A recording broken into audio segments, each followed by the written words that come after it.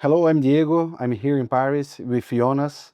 Jonas, thank you very much for your time. Thank you for having me. Jonas, if you can tell us a little bit about yourself and about Slättö, please. So my name is Jonas Andersson. I'm the deputy managing partner of Slättö. Got some 20 years in the industry, and most recently, before joining Slättö, some 5 or 6 years back, I had a role as CIO of a multifamily platform that we built up with Blackstone as a majority owner.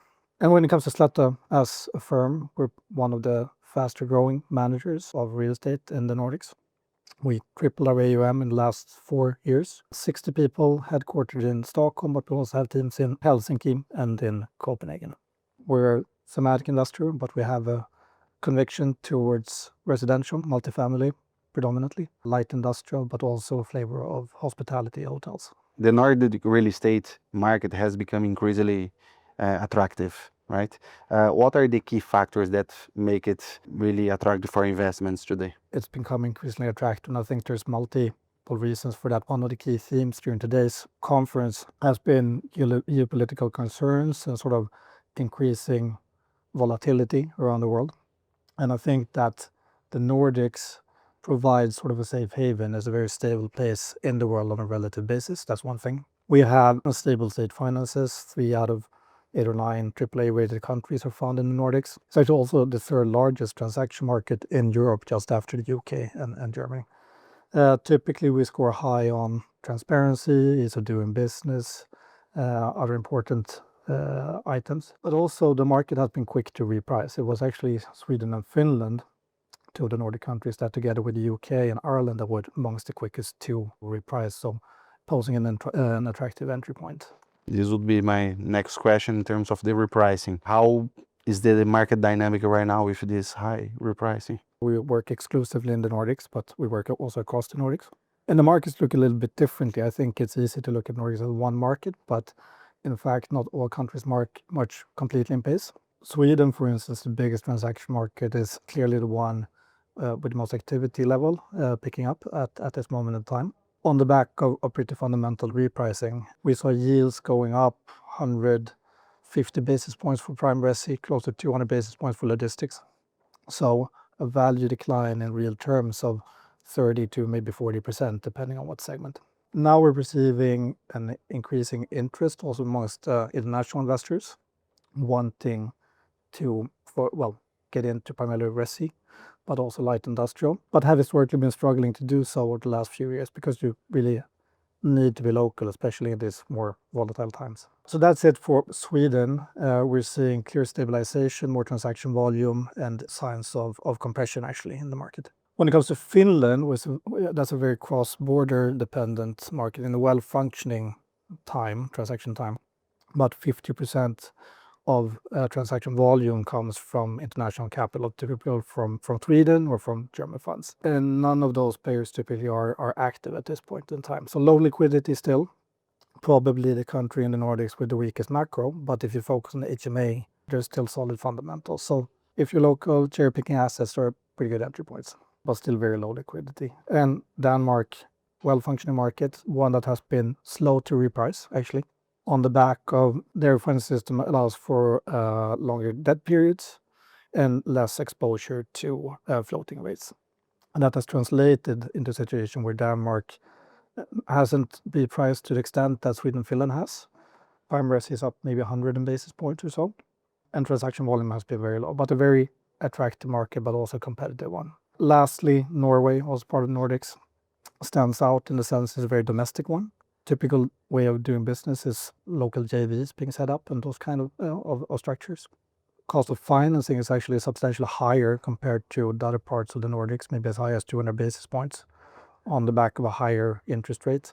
So while we cover it opportunistically, we see better opportunities in Sweden, Finland, and Denmark. You do have a diversified portfolio, right? So how you see each of those sectors performing currently? So yeah, we have conviction towards resi, light industrial, hospitality selectively. And again, those segments differ a little bit depending on what market you will look at. In Sweden, for multifamily, for rent, is one of our favorite places. On the back of the price adjustment that we've seen, you can actually buy into older standing stock at 5 to maybe 5.5% yield. A few years back, that was priced at 3%. So buying older standing stock with development potential is a good value add play, for instance. Again, it's a regulated rental system, so it's fundamentally undersupply. If you stick to the metropolitan areas, you basically are zero vacancies. Comparing that to Denmark and Finland has, on the contrary, been oversupplied for quite some time on the back of late cycle overdevelopment, but have had other challenges. They've had massive redemptions from open-ended structures and quite a bit of distress amongst developers and other property owners. So again, cherry picking assets in great locations at deep discounts is a good play in Finland, which also has a market-based rental system. Finally, when it comes to Denmark, Copenhagen is probably the most attractive region to be in. Solid fundamentals, good population growth, good real salary growth, translating into upwards pressure when it comes to rents. But on a comparable basis, we perceive the Danish market a little bit to overpriced still and see better opportunities. When it comes to light industrial, one of our favorite places is to do an aggregation, basically buy smaller to medium-sized assets at scale. We look at maybe all in all 800 deal opportunities a year. But by doing so and doing many of them, going in at yields maybe between 7 and 8 in Sweden, maybe as high as an 8 or 10 in Finland, you get the benefits from a very healthy cash flow, but also still with value add potential from renegotiating leases and doing OPEC programs and so forth. And we can employ this strategy pretty much across the Nordics. When it comes to hospitality, lastly, we favor a niche part of that segment. We like to call it sort of highly digitized budget type of hotels in good locations where there's a sweet spot in our view. Not over catered to across the Nordics.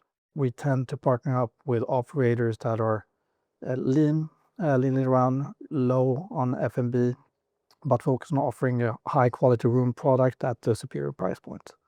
We've done redevelopments, we've done refurbishments, but also ground up in towards that segment. And how is Slättö incorporating ESG factors into your strategy? I think you find that the Nordics in general is fairly well advanced when it comes to sort of the thinking around ESG. So it's actually incorporated as part of our underwriting process. When we start to look into new deal opportunity, we evaluate the metrics and attributes of the assets from an ESG perspective, but also what could be done to improve it. And typically what you find is that it's a win-win. The deal on cost for doing energy efficiency investments, regardless if it's in resi or if it's in light industrial for that matter, typically is quite appealing.